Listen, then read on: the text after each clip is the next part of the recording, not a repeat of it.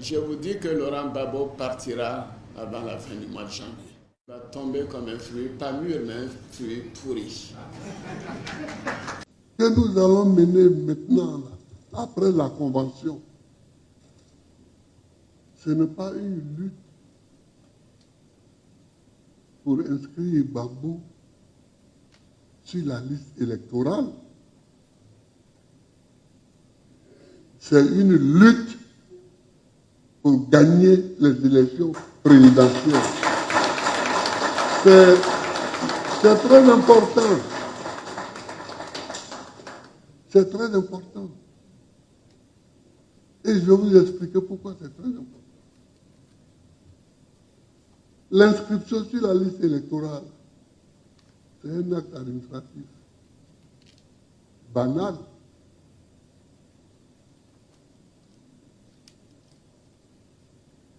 Le président de la République peut combiner avec un juge ou avec le monsieur de la CI. Vous dites, bon, c'est CI, non? Ouais, mettons son nom. Et puis on met son nom. Et puis nous,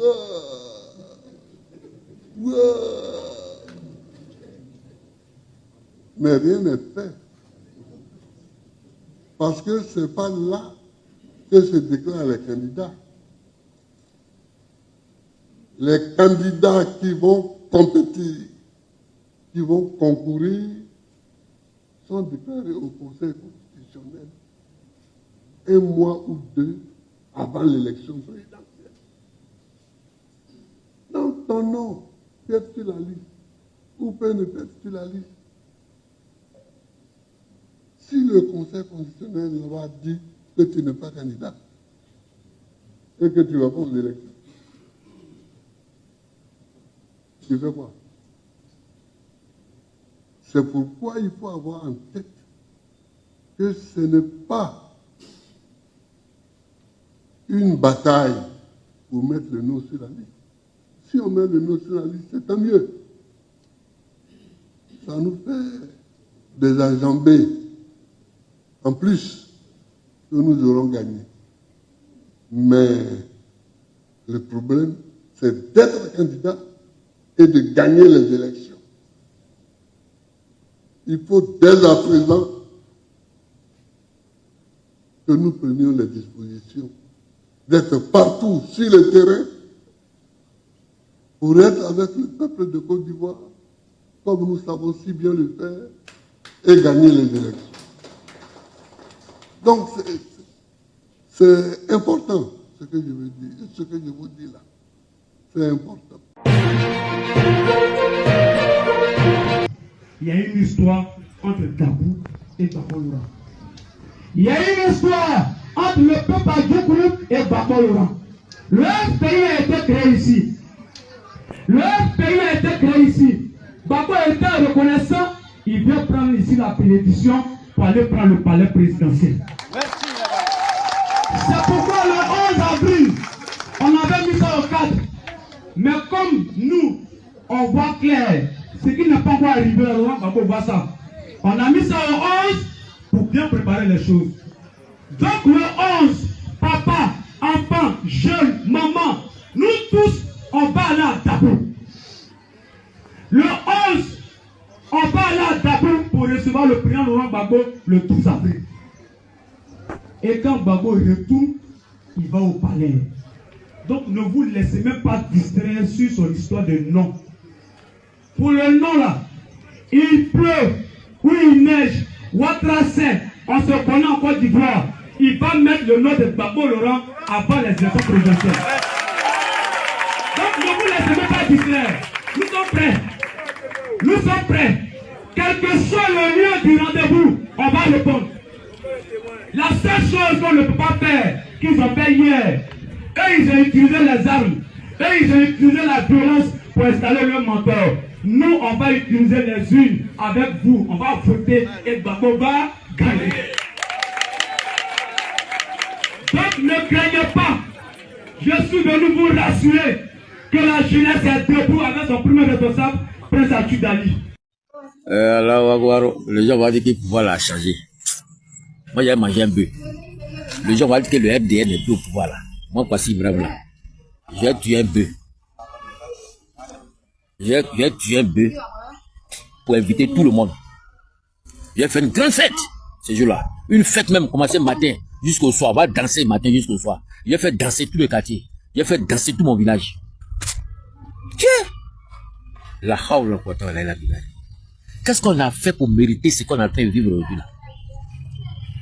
Déjà, les gens étaient contre nous les Ivoiriens. C'est à cause qu'ils ont pris les armes pour venir nous terrifier. Pour venir nous partir sangana. Depuis que la Côte d'Ivoire a été créée, on n'a jamais vécu comme un temps comme ça. Un temps pendant 15 ans, l'Ivoirien en train de fuir son propre pays pour aller ailleurs. C'est pas comme les Ivoiriens qui sont ici, hein, qui sont à la diaspora, là, ça leur plaît. Ils sont contents quand ils sont là-bas. Ça ne les plaît pas. Tous nos frères qui sont à la diaspora, que ce soit en Italie, que ce soit en Allemagne, que ce soit en France, que ce soit dans les autres pays là, ils sont pas fiers d'être là-bas. C'est parce que ça ne va pas au pays qui sont là-bas. L'Ivoirien là, tellement que l'Ivoirien se sentait bien chez lui là, l'Ivoirien ne sortait pas. Mais depuis 15 ans, l'Ivoirien est devenu vagabond dans le monde entier. L'Ivoirien ne peut plus rester chez lui au pays. Il est obligé de sortir, braver la mer, le désert, pour aller chercher de quoi manger, de quoi nourrir sa famille. Nous qui n'avons pas pu partir très loin, qui sommes restés, on est là, on est en train de subir toutes sortes d'humiliations. Vous avez été très méchants. Et vous n'avez pas pitié des Ivoiriens. Ça veut dire que vous avez pris des Ivoiriens, vous avez réduit les Ivoiriens en esclavage. La team, la première vidéo ici est celle d'Alassane Draman Ouattara. Vous allez vous-même écouter. Il dit que le président Gbagbo va tomber comme un fruit, pas mûr, mais comme un fruit pourri. Quand ces gars disent souvent que tous les propos qu'on donne à Ouattara, ce n'est pas lui qui a dit, je suis allé vous chercher la vidéo et je vous l'ai mis. Mais à côté, je vous ai présenté aussi d'autres vidéos, dont celle du président Laurent Gbagbo, qui avait déjà annoncé que le combat ne serait pas le fait qu'il réintègre la liste électorale. Le combat serait le fait qu'il gagne les élections présidentielles. Ah, vieux là connaît la politique. Le combat ne serait pas qu'on dise, le président Gbagbo a été réinscrit, oh, on a gagné et puis c'est terminé et puis on va dormir. Non. Le combat serait le fait même que non seulement il soit inscrit, qu'il parte aux élections, qu'on surveille, qu'il gagne. Et c'est en ce moment-là seulement qu'on pourra dormir tranquille. Mais pas avant. Parce que ceux qui sont en face ont un plan bien défini. Et ils ne sont pas là pour laisser tomber. Ils vont aller au bout de ce qu'ils ont commencé. Donc nous aussi, on doit être préparés pour aller au bout de ce qu'on va commencer. Le président Laurent Gbagbo n'a pas un problème du fait de mettre le nom sur la liste électorale. Parce qu'il a toujours dit que cette décision-là, elle peut se prendre du jour au lendemain. On peut être là comme ça, Ouattara décide parce qu'il voit que c'est chaud. Il dit bon, laissez-le entrer dans la liste électorale et on va faire ça pendant les élections.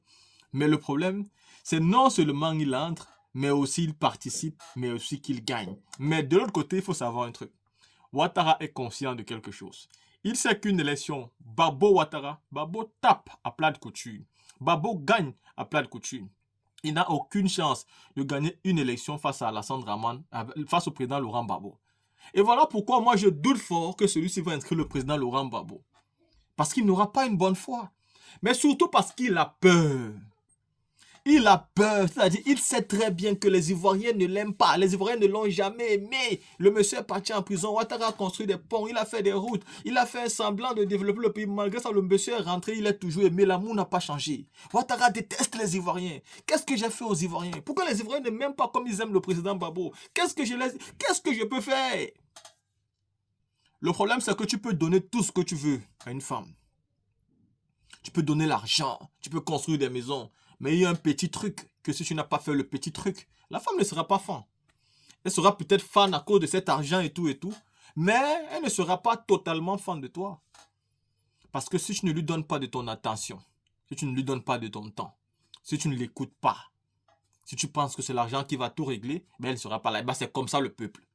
Ouattara essaye peut-être de construire ça, il a quelques petits trucs, mais il n'est pas présent dans la vie des Ivoiriens parce qu'il ne discute pas avec eux.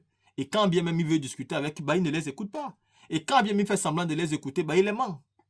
Et donc ce peuple-là finit par comprendre que lui, c'est pas quelqu'un qui est sincère. Et quand il essaye même de faire un peu comme les enfants de la rue, les nouchis, souvent parler un peu comme eux, il ne connaît pas ce qu'il se force simplement. Et il fait ça dans de rares occasions, surtout pendant les campagnes électorales. Donc pour un peu tricher, avoir un peu des électeurs. On sait ce qui va se passer.